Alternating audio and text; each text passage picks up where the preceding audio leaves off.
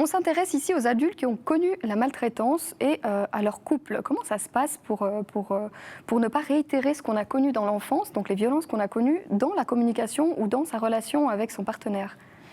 Alors c'est une question extrêmement complexe. Il y a beaucoup de victimes de maltraitance qui ne la reproduisent pas dans le couple et qui ne la reproduisent pas sur leurs enfants. Ah ouais. On sait statistiquement qu'il y a à peu près un tiers seulement qui va reproduire la maltraitance.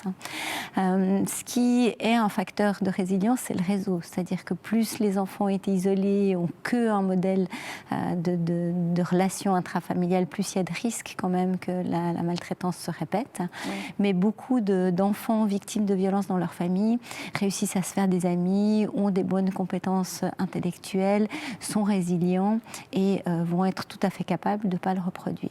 Puis après, l'autre élément qui va jouer un rôle très important aussi, c'est le conjoint ou la conjointe sur laquelle on va tomber.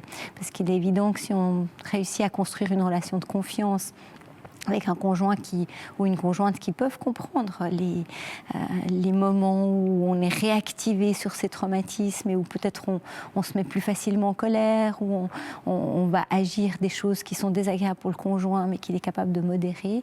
Il y a aussi moins de risques que ça se reproduise que si on est face à un conjoint qui lui-même a vécu des violences et donc est très facilement activable aussi dès qu'on se comporte de manière un peu plus agressive.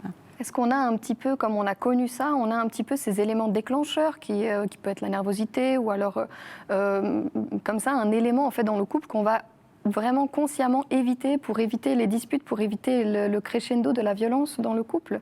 Comment est-ce qu'on fait pour mettre en place cette résilience ? Alors, je pense que parmi les victimes enfants, il y en a qui sont vraiment très très motivés à ne jamais reproduire la violence.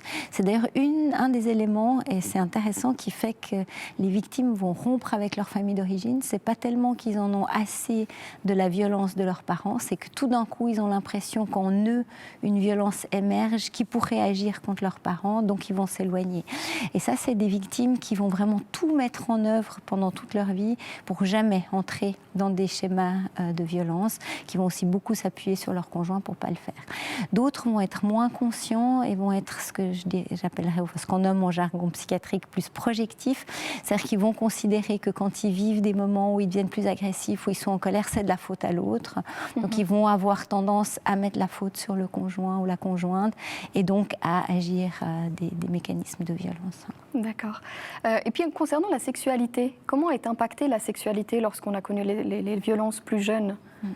Alors elle est impactée à de très très nombreux niveaux. D'abord il y a la question de la confiance en l'autre. Quand on vit de la violence dans sa propre famille, ça veut dire qu'on est maltraité par des personnes qui sont censées être des personnes en qui on a confiance.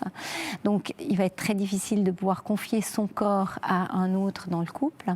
Ensuite il y a toute la question de l'estime de soi. Quand on est victime de violence dans sa famille, on a une estime de soi qui est extrêmement abîmée. Donc le droit au plaisir, le droit à être dans une relation où on se fait du bien est très ténu comme ça.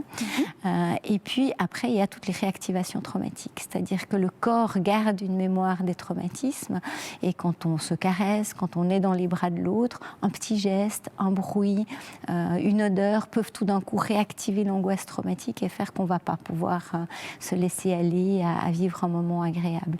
Donc il y a vraiment des niveaux très très différents qui ne sont pas toujours identifiés par les victimes. Ça, c'est souvent grâce à des thérapies spécifiques qu'on va pouvoir les identifier. Mais ceci dit, il y a un grand nombre de victimes qui réussissent à un moment ou à un autre à avoir une très belle sexualité et une très belle relation de couple. Ils disent souvent que c'est grâce à l'autre qu'ils ont été sauvés. C'est aussi grâce à leur volonté de s'en sortir et d'oser faire confiance. Merci beaucoup Alessandra Duc-Marwood. Avec plaisir.